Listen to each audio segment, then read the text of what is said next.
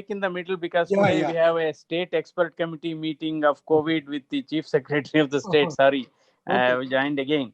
Yeah. So it's a great meeting. I really congratulate Dr. Mahapatra for taking a lot of interest in organizing this meeting.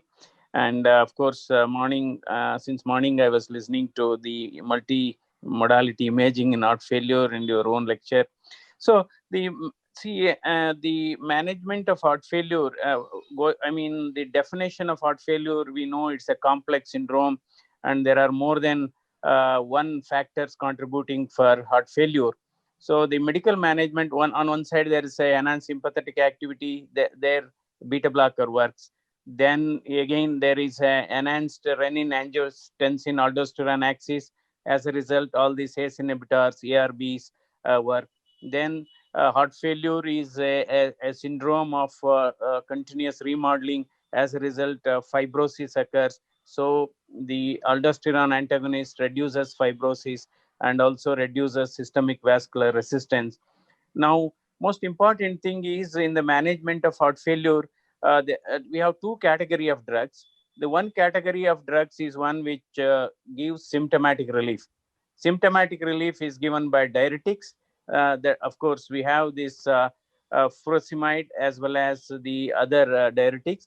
If creatine level is high, only furosemide works. In mild heart failure, yes, we have this thiazide group of drugs, diuretics, maybe a chlorthalidone, or maybe one metalazone is although is a thiazide diuretic and works even in patients where creatinine levels are more. So then we have this second group of drugs, which has been already alluded to by Dr. Manoria and Dr. Chopra, Dr. Sadanand Shetty. We have a mortality benefit drugs. So one is beta blockers, then we have ACE inhibitors, ARBs. The third one is ARNI group of drugs, and the fourth is mineralocorticoids, and the fifth one is, of course, which has created a lot of interest, and it is exciting, and it could be considered as one of the wonder drug in the year 2020, that is SGLT2 inhibitors.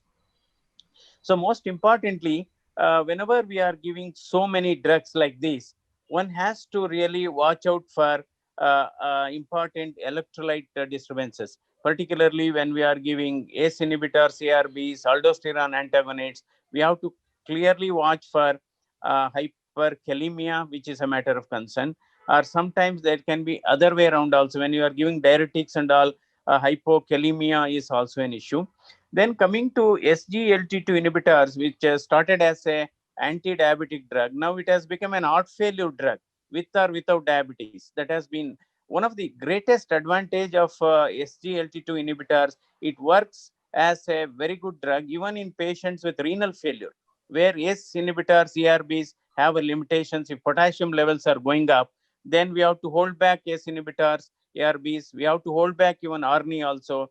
That is where this particular drug, SGLT2 inhibitors, has a significant advantage.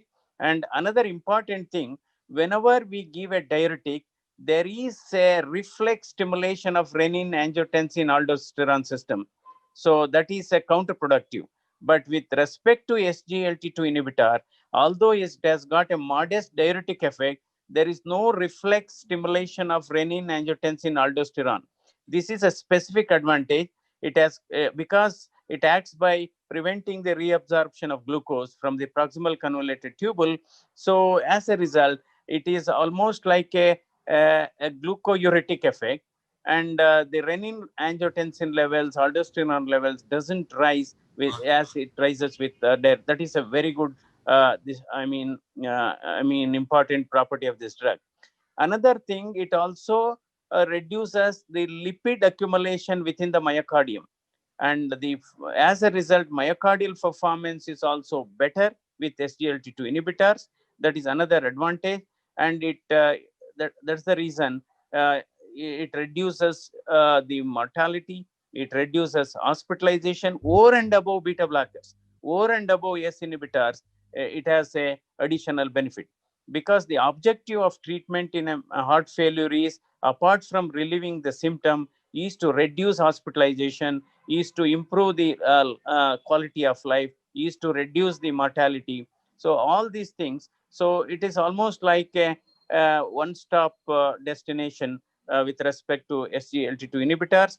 There is another class of drugs which can be considered in the management of heart failure. Suppose patient cannot tolerate beta blockers, we need to reduce the heart rate. We know that heart rate has got a bearing on the outcome and mortality. Higher the heart rate, those patients do have higher mortality there. Ivabradine can also be added into those group of drugs, but ivabradine should not be used if there is atrial fibrillation. So ivabradine should not be used if there is atrial fibrillation. If patient cannot tolerate ACE inhibitors, ARB or ARNI, apart from using SGLT2 inhibitors, this hydralazine isosorbide nitrate combination can also be part of the prescription of heart failure. Some people always ask us how to go about the use of diuretics, whether to use high dose diuretic.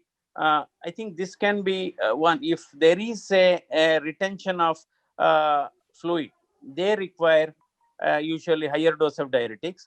If IVC is dilated and non-collapsing, they use higher diuretics. And if cardiac size is very big, they also, because their plasma cardiac volume is high, then they require more diuretics. So these are some of the things we have. And regarding beta blockers, uh, if there is already a fluid retention, one, you should not start beta blockers. You have to induce good diuresis, make them euvolemic, then you start with a small dose of beta blocker, whether it is metoprolol, whether it is bisoprolol, whether it is carvedilol. These are the three drugs, beta blockers, that have been approved for usage in heart failure. And only thing is, when you are using a beta blocker, you should not use beta blocker on patients who are admitted in ICU receiving IV diuretics or ionotropes. So you have to make them stable, then you have to start them with these drugs. So definitely, these pharmacological advances has reduced mortality. It works in combination, and each one is complementary to the other. But what combination works best, one has to carefully monitor for the electrolytes, for the sodium and magnesium, all those issues. So I think these are my comments.